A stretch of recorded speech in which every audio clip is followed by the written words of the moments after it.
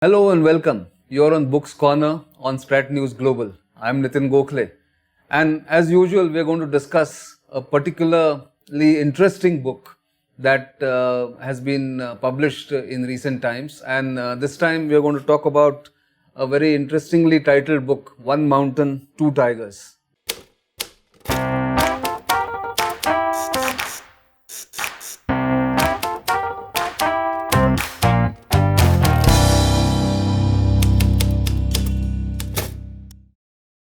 And with me is the editor of the book, himself an eminent author, former bureaucrat and director of Atal Bihari Institute, Baroda. Shakti Sinha, welcome to this program. Thank you.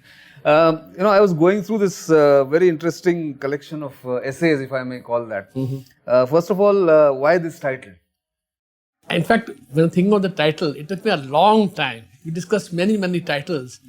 And then I remembered an old Chinese saying which says that there can be only one tiger on a mountain.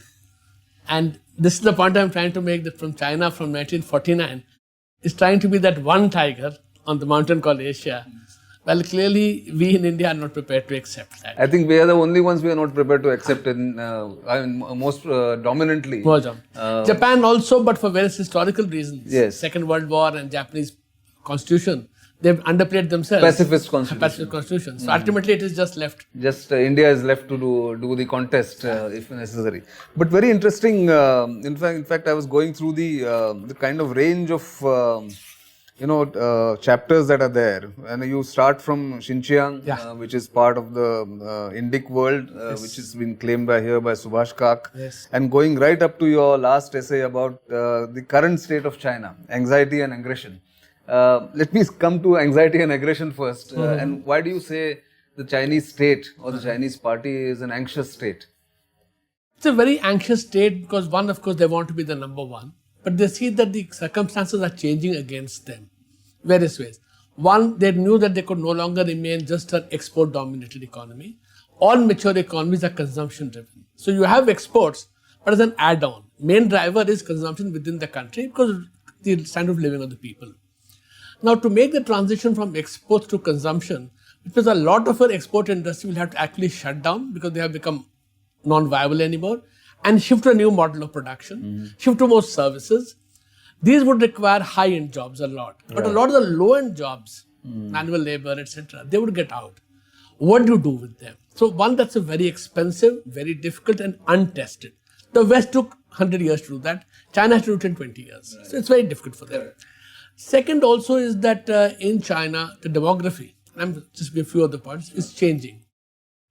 The one-child policy, they're paying a very heavy price for it. 2017, they had 17 million births. 2018, they had 15 million births. To us, it looks good, but to it's not good. The Chinese labor force by the year 2050, which is not that far away, 30 years from now, would be 20% smaller than what is today. But this 20% will become retirees, pensioners. So the number of people working, number of people living on them. So it's called the dependency ratio. That's right. I didn't want to use the term. Is going against them. In fact, if all goes well as per today's projections, in the year 2100, the second biggest country in the world in population will be the United States. China will be number 3 by then. Right. So this is a problem they are facing.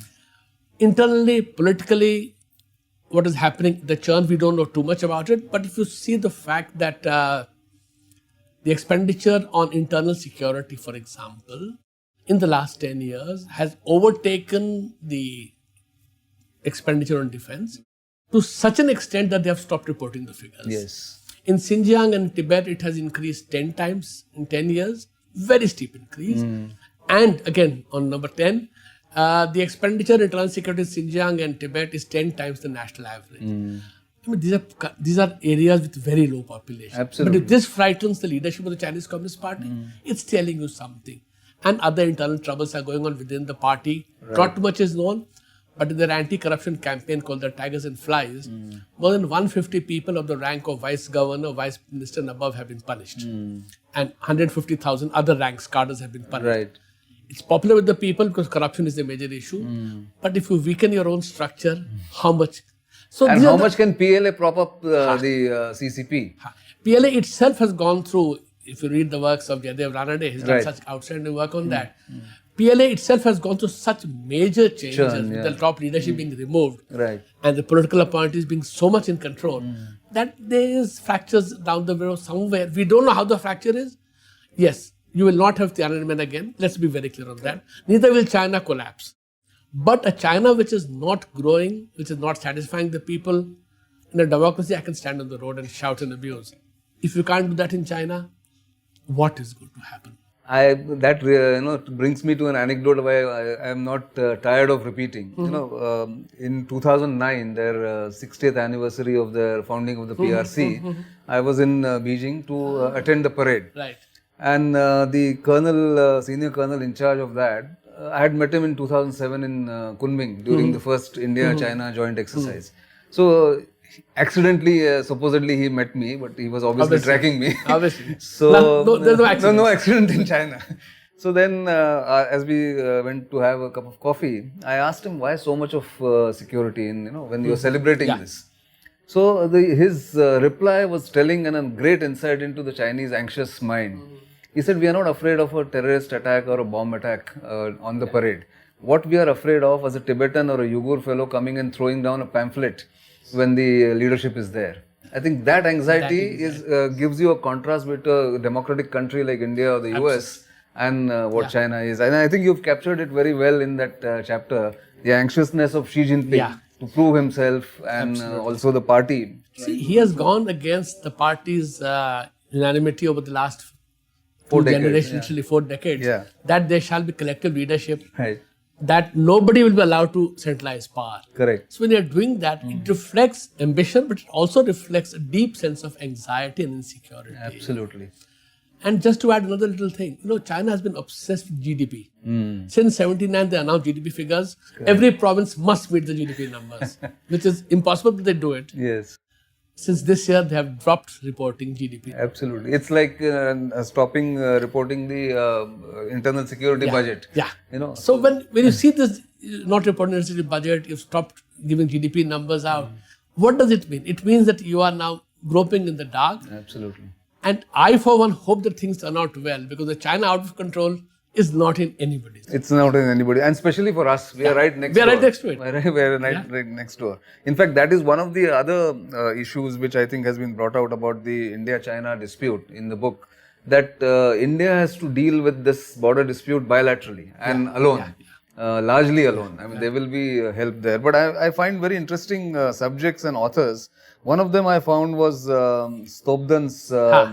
On the previous page, on Ladakh and Tibet. On Ladakh and Tibet, and where he speaks about, trans-Himalayan trade of Kashmir and Ladakh. No, that's the other one. India-China relations, Ladakhi and Dogra claims in China. He speaks about Indian enclaves in Tibet. In fact, we had this enclave called Mensar. Mensar. I mean, it was basically to service the Kailash Mansarovar road, 6 villages. Right.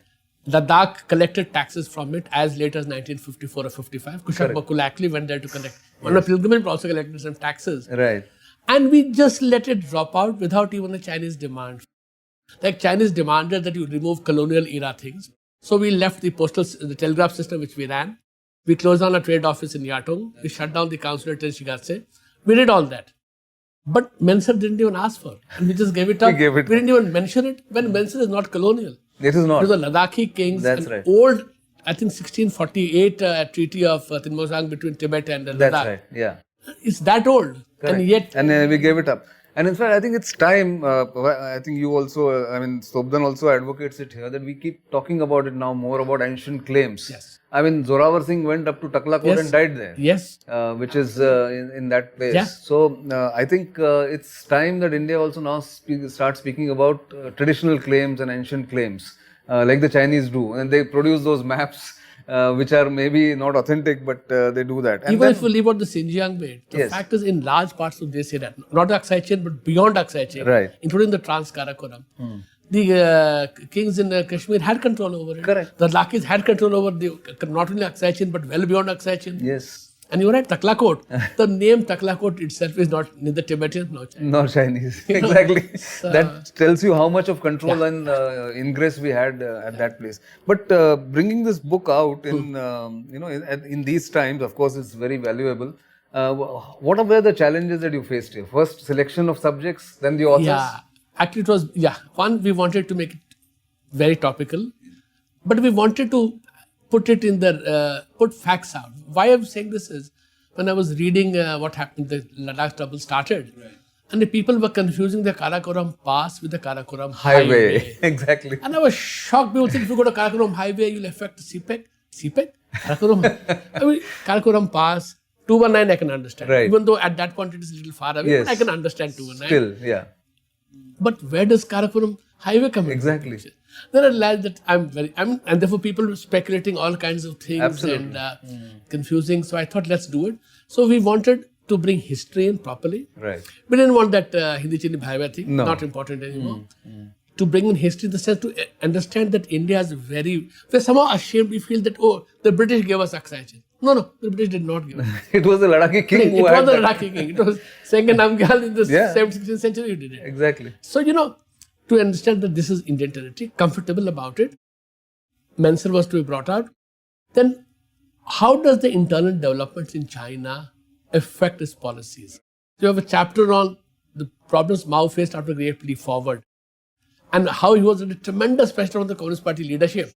And then to divert attention, 62. 62. Yeah. It's not the only factor, but it's one of the major factors. Yeah, and then he timed it very well. timed it very well. She has timed this with he the timed it the moment the Cuban Missile Crisis happened. But the fact that they were preparing for it from 59 onwards. Right. So, making all the preparation. Exactly. And we wanted to bring other aspects of relationship, the soft power relationships, the bilateral aspects of it, beyond the bilateral. And I thought you could not have a book on India-China without bringing in the Taiwan picture. Not because I advocate that India should use the Taiwan card. Not at all. No card should be used. Yes. Neither the Tibet card nor a Taiwan card will pay. Cards are not the point. Yes. But Taiwan as a source of good technology, Right. high finance, Of course. a very developed economy, Right. and a Chinese democracy. Yes. So politically, strategically, economically, it makes sense. And it gives a lot of signaling actually. Do that. In fact, that's the other thing which I heard from another Chinese fellow. He said our three T's are our anxieties: Tibet, Tiananmen, and Taiwan. So I think that India and other countries should play on that. And I think you brought that out very well. Again, I found this young scholar, Sana Hashmi, doing this Taiwan in the India-China dynamics. Very informative chapter. Similarly, General Rakesh Sharma's geostrategic construct of Eastern Ladakh gives solutions. Yeah. And, that's something... And he explains the geography so well and fit that into the strategic part. Absolutely. Absolutely. And your own, conclusion about, his own conclusion about the key to stability is that India must be prepared in border patrol management and for conventional war. So he says we should be prepared every time. And now it's no longer management because the war will also be there. And therefore, he rightly says that you can't tie a man's hand behind her back and then say, do the patrol. And especially the army. Yeah. At that moment, the person on the spot must be authorized to act. Absolutely. You're not trigger happy, Yeah. but faced with an inevitable situation, you can't run. And you train for that. The army, you're trained for that. Exactly. So that is what. And I think your own conclusions, which is your last chapter in the book, I think it's very important for our viewers to know. You talk about this constellation of challenges that China faces makes the Chinese Communist Party and its General Secretary both aggressive and anxious. Does the CCP have political will to make the economic transition that is key to Xi's China dream? Would they be able to do so successfully without causing unbearable social stress? I think you mentioned that. And I think, again, my observation from the travel in 2017, I saw, and they changed the policy from one child to, having... Then said, please have children. But now the women don't want to have Exactly. children. They don't want to get married. That's right. Their birth rate is down to 1.05. Exactly. The replacement level is 2.1. In the urban areas, they don't want to get married because there are no housing. There is no housing for them. And now women are liberated in that sense. Yes. So they don't want the drudgery of working And running a house yeah. and bringing up children. They don't want They don't period. want it. And I saw, and I wrote that time, I remember, that I saw more people, older people in parks and restaurants and all that, just sitting and doing nothing. And I think at a loss what to do. They're playing either their chess or Go or whatever they were doing in the parks. The parks are full of people, and because of the health system and good food, they're living longer. And so parks are full of people above 70, above 70. Right. And they're full of them. Exactly. It's not the one or two. No, exactly. So I think that anxious nature of the Communist Party now That is going to be a danger which you spoke Yes. about. Now, how do you deal with that? One, of course, is that you don't want to provoke. Nobody wants to provoke violence. Let's be very clear. I don't think anybody's interest to provoke violence. And yet you don't want China to expand so much that itself provokes a backlash. You want to avoid that. And I think in that sense, the constellation of forces, I love the word constellation, but it's just a coincidence, Yes. is that you must speak to China clearly and in one voice. If you try to make bilateral deals, it will hang separately. Sure. So it's not.